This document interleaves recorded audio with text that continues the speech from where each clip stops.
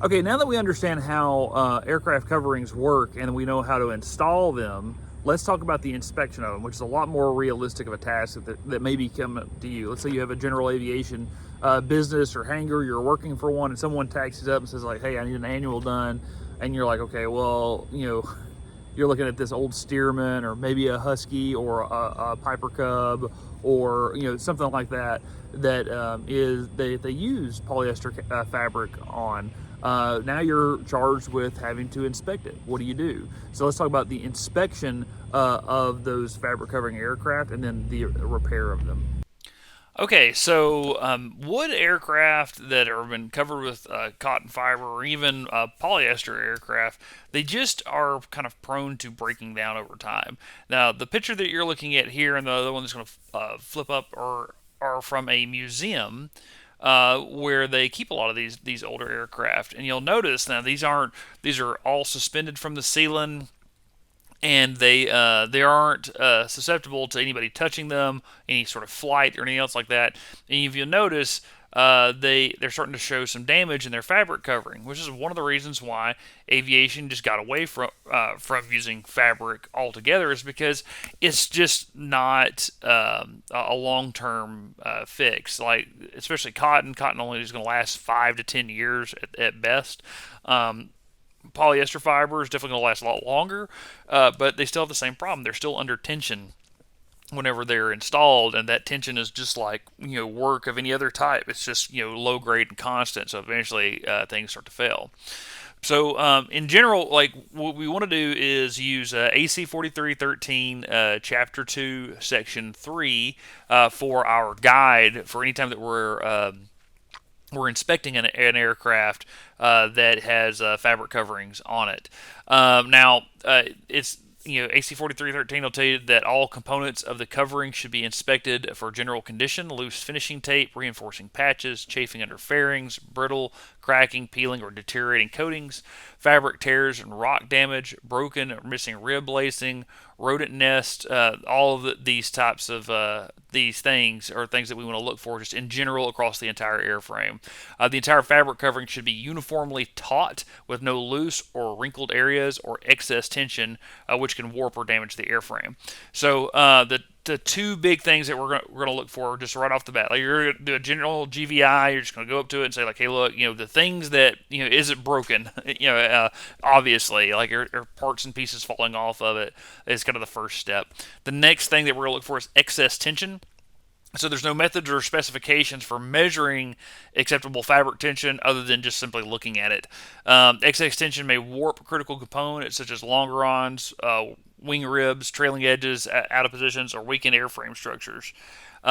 Excess tension with cotton, linen, and glass fiber fabric covering is usually caused by excessive dope film on a new covering. So you put the excessive dope film on it, or you put dope film on it, but you put too much, and then what ends up happening is as it starts to set up, it starts to pull the fabric together and cause more tension than should actually be there. Heat from the sun exposure will also accelerate this. It'll heat it up and cause it to condense, and which causes more tension to be put on the fabric. Excess tension with polyester fabrics coated with dope is usually caused by the combination of tension of the heat-taught polyester fabric and the continuous shrinking of dope film as the plasticizers migrate from the dope with age. So as things get older, they get tighter and tighter and tighter, causing it to break down. Now, loose fabric, so fabric that flutters or ripples in the propeller slipstream, balloons, or is depressed excessively in flight from the static position, is also unacceptable. So, loose wrinkled cotton, linen, glass fabric covering is caused by inadequate dope film, poor quality dope, fabric installed in excess slack, or by bent, broken, or warped structure. So, the structure could be bent, they have a hard landing, bend or warp something, and that causes it to lose its strength and causing it to sag.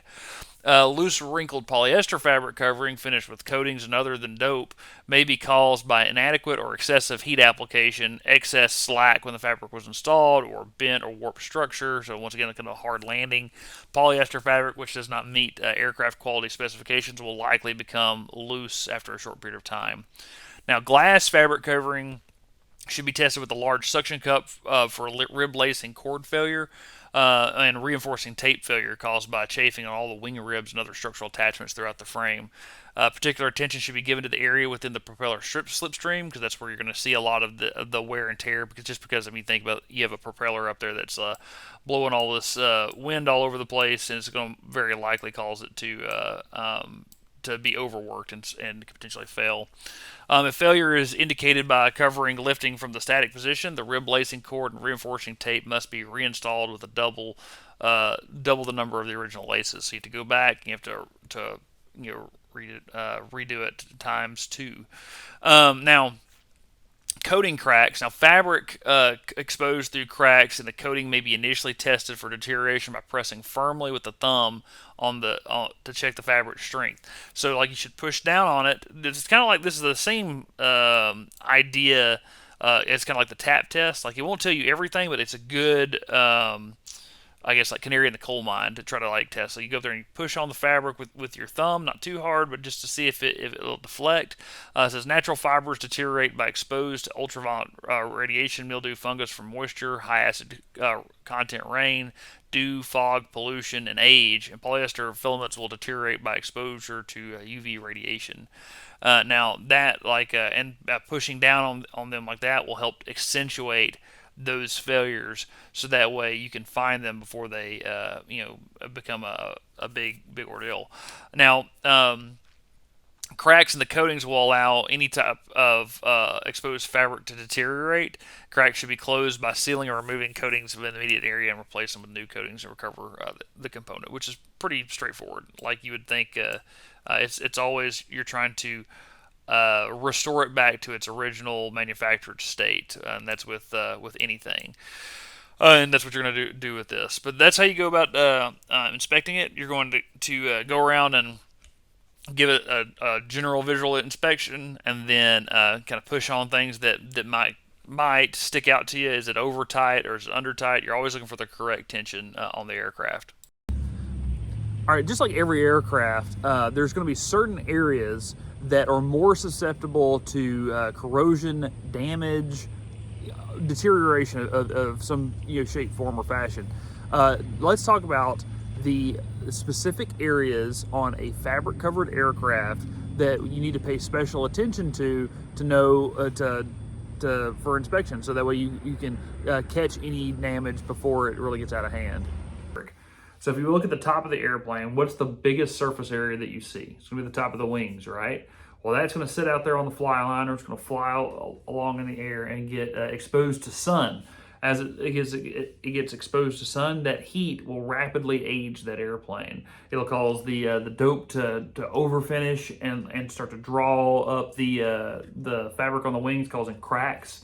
It could potentially cause the wings to warp, and that is a pretty serious issue for an airplane like this, and it could potentially cause failure both structurally and for just the skin itself. So those are areas that you want to pay attention to. It's just simply the top for deterioration. Now on the bottom, depending on the type of airplane we're talking about, you're going to get that's where all your water is going to want to go. So if you don't have any sort of ventilation inside of the airplane to let the moisture and mildew and all that escape and have some sort of airflow, then as water starts to coagulate, but it starts to condensate and then come down and drip down to the lowest point. The lowest points on your empennage are going to be of special care and concern, especially if it's a tail dragger. It's sitting like this. That water's going to run down. It's going to come down here to your tail wheel. Also, around the fairings is another place where water could congregate, I guess is what I'm trying to say, where all the water could come together, and that could potentially cause rot if it's a wood airplane. It could also potentially cause corrosion if it's a steel tubing or aluminum tubing airplane. Now, another area, due to the slipstream down the sides of the fuselage, they're going to get battered hard, simply because of that. As the way that propeller slipstream goes down the fuselage, it's going to want to like push on the side of that airplane. That pushing is going to wear the fabric in between the ribs, and so that's where you really want to kind of like do your your thumb check to see if there's any deflection inside of that fabric. If there is deflection, the question is like, what's the standard for how much? And that's something you want to consult the maintenance manual or STC, in which that was used to install that fabric. Those are all areas that you want to pay a close attention to. You also want to look at any sort of place where it bends, because where it bends at, there's going to be rivet heads, there's going to be tape, there's going to be all kinds of little things that are inside of that airframe that could potentially cause it to tear or fail. And so those are potential failure areas as well.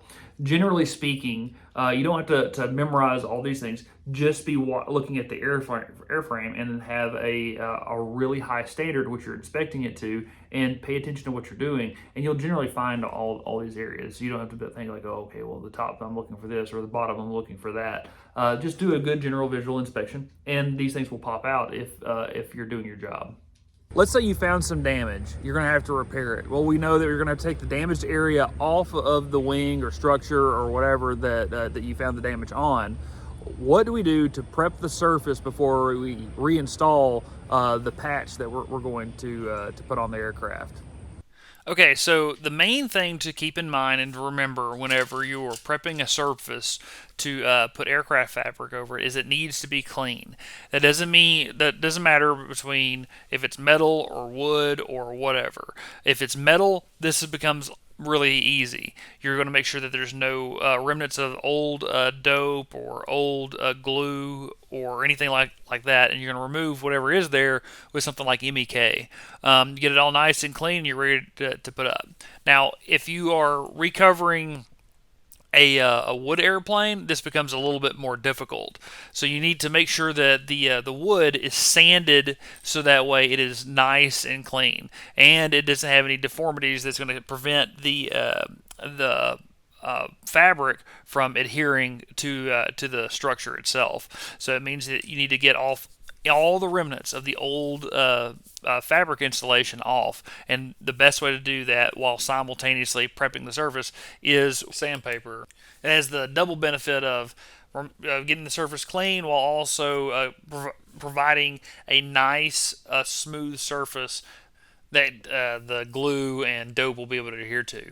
If there's any big gaps or any big depressions, what you want to do is use wood filler. Now this is just a sample wood filler. It's not one that you would want to use. You want to go off of whatever the recommended substance is from the STC or AC43, but you're going to fill those depressions in, and then you're going to sand it down to where it's level with the rest of the wood. What you don't want to do is put fabric over an area that's going to have a dip or a rise, because the rise is going to cause the fabric to break down faster because of that heightened stress and tension, and then the dips are going to create voids for moisture to get into, which will also cause the fabric to break down over time.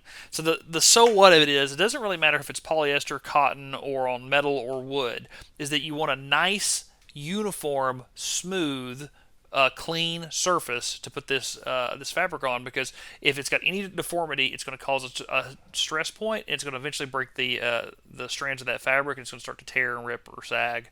If it's got any sort of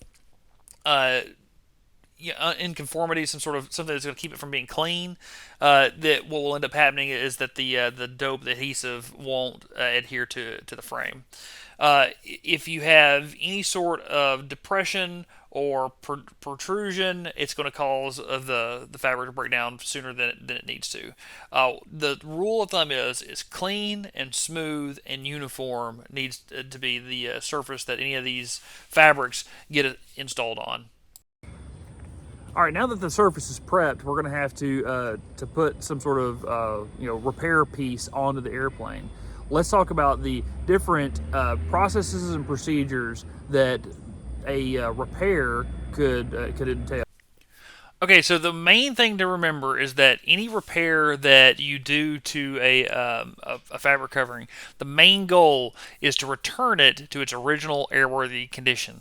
Now, with that said, any combination of seams that are hand sewn and overlapped and doped may be used to make repairs in the new fabric section. So essentially, however you go about and patch a torn wing, you're just going to sew it up. You're then going to dope it, or you make sure that it's overlapped whenever you do sew it up. But you're going to dope it at the end of it all. Now, all pigmented dope coats, including aluminum pigmented dope coat, should be removed to the clear dope primary coats before installing new fabric section or finishing an old tape on an old fabric. The appropriate dope thinner may be applied with the brush to soften the old dope, and the softened coats can be removed down to the clear dope coats by scraping with a dull-bladed knife. Usually use plastic or plexiglass while supporting the fabric from the back side. Removing the old dope by sanding is also optional. Now, that actually works really well, but what you have to be careful of is that you don't sand too deep and then cut into the fabric itself. You don't want to have that happen. Now, the graphic that we're looking at here is just a demonstration of a couple of different stitches that we could potentially use to fix a tear. There's not a stitch that is like required. You can use any combination of stitches that you want, just so that it returns the aircraft back to its original airworthy state. You also have to dope it after you're done. So once you've sanded it down and you've got it nice and clean, you're going to turn around and stitch it up using any combination of stitches that you would care. This is the baseball stitch that kind of shows you how to go about doing this with a lock stitch every half inch, or with a half inch every 10 stitches at a maximum. So you're going to tie it off as you go, locking the stitch at the end with a double half hitch knot. You'll do that, then you're going to put dope on top of it to seal it up. And if you ever see one of these repairs, this will make a lot of sense to you because it'll look just like the top right hand corner picture, and it'll be super hard with extra dope that's on there. Reason being is they've tried to reinforce it with that dope per AC 43, so that way it's as good as new. Once you have that on there, then you're going to let it dry, and it should be good to go. You just have to make sure that you do a 337 to cover that repair, and then work towards whatever STC or approved data that is called for. Now, there's a couple of caveats with this. Okay, so if the opening that you have to cut sew it in is more than 8 inches, but is less than 16 inches long in any direction, the finishing tape has to be at least 4 inches wide. And the finishing tape width should be 6 inches wide if the opening is over 16 inches long in direction and is located on the wing top surface, or the aircraft's VNE speed is more than 150 miles an hour. So if it's over 16 inches, it has to be 6 inches wide. The finishing tape that goes over the sew has to be 6 inches wide. If it is on top of the wing, it has to be 6 inches wide. Or if the aircraft never exceeds speed is 150 miles an hour, it has to be 16 inches wide, or 6 inches wide. Now, for a doped on patch repair that's not over 8 inches in length in any direction on an aircraft that is has a VNE speed of less than 150 miles an hour, may be repaired with a 2-inch overlapped doped patch. All right. Now, there's exceptions to that rule as well. If the opening is less than 8 inches in length of any direction, and the aircraft speed is less than 150 miles an hour VNE, then a 2-inch wide tape should be installed on all sides, centered on the edge of a 2-inch overlap patch. Now, if the opening is more than 8 inches but less than 16 inches, then that has to be a 4-inch wide tape. All right. But if it's more than 8 inches but less than 16 inches, and it's greater than 150 miles an hour VNE, then that has to be a 4-inch wide strip. If it's more than 16 inches, then a dope on patch can be 4 inches wide. If the opening is more than 16 inches in any direction, the VNE speed is greater than 150 miles an hour, then the patch overlap should be 4 inches, and the finishing tape should be 6 inches in width, centered on the edge of the patch. Now, that's a lot to basically say that if it's over 16 inches, it's a 6-inch dope on patch, or even sew on patch. It's the same rules. All right. If the aircraft speed is over 150 miles an hour VNE, so the never exceed speed on that aircraft is over 150 miles an hour, you have to have 6 inches of tape that goes over the top of the repair. If it's on top of the aircraft, it could also require a 6-inch tape. So, and I will tell you that the kind of rule of thumb would be is to put 6 inches everywhere that you can, and don't be looking for to putting six inches where you like. Don't be trying to use smaller tape. Only use the smaller tape when necessary. Use the bigger tape whenever you can.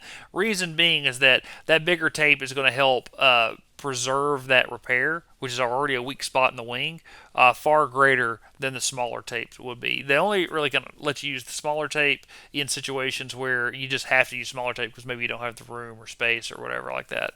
But those are the rules. They're in AC 43, but you should be working towards an STC or approved data one way or the other. You can use AC 43 as kind of the basis to get a repair approved. In that case, in that repair, you'd have to write these rules in there, what your plan is.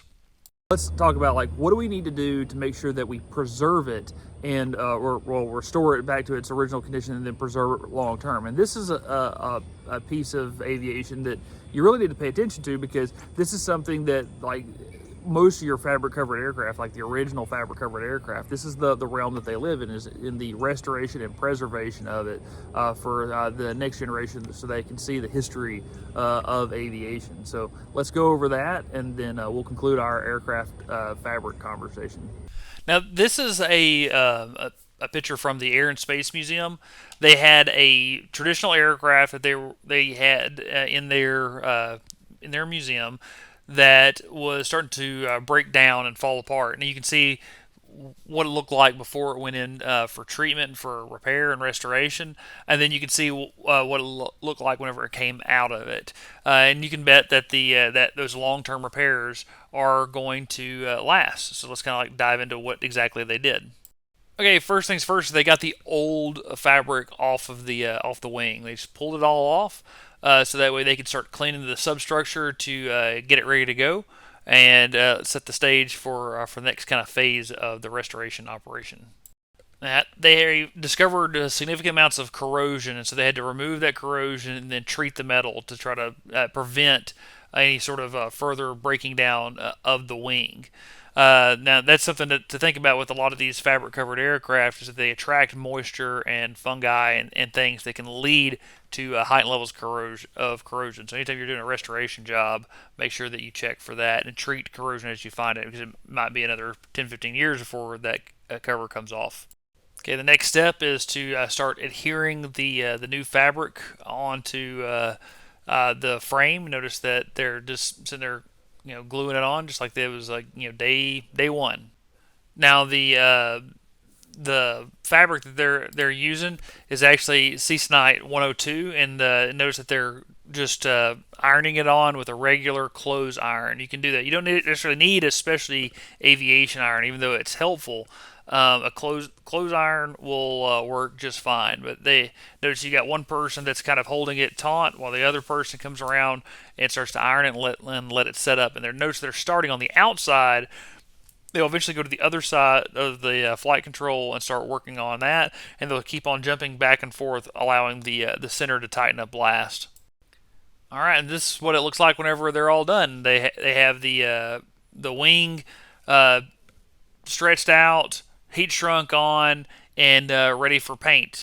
Now, you would never do this to a flight aircraft, but since it's a museum piece restoration project, they took the old fabric and just put it on the Ceasenite and then glued it down. And you notice that you can see where the damage is really starting to happen on this old flight control. You can see the areas of white where the Ceasenite's coming through, and then it needs to kind of get dressed up a little bit.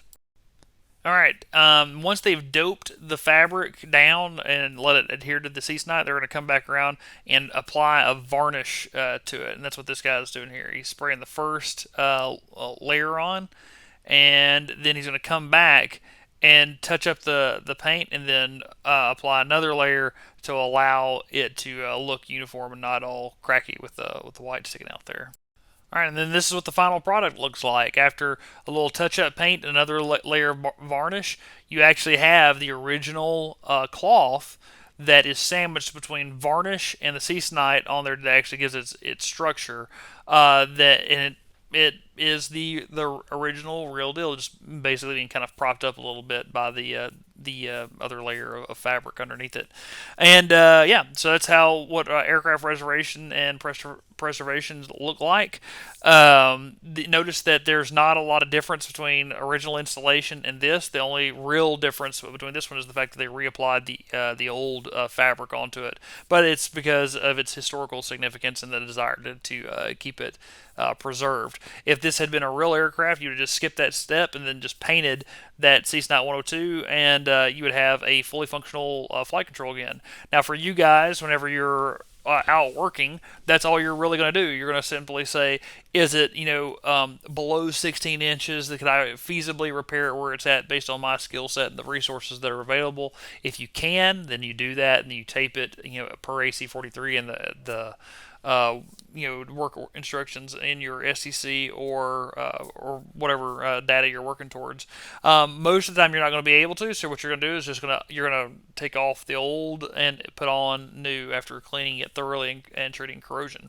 Not really that hard, but also not really in that demand anymore. Most of the fabric covered aircraft that you see that are out there now are done really well, and you don't really have to worry about as much about this type of thing.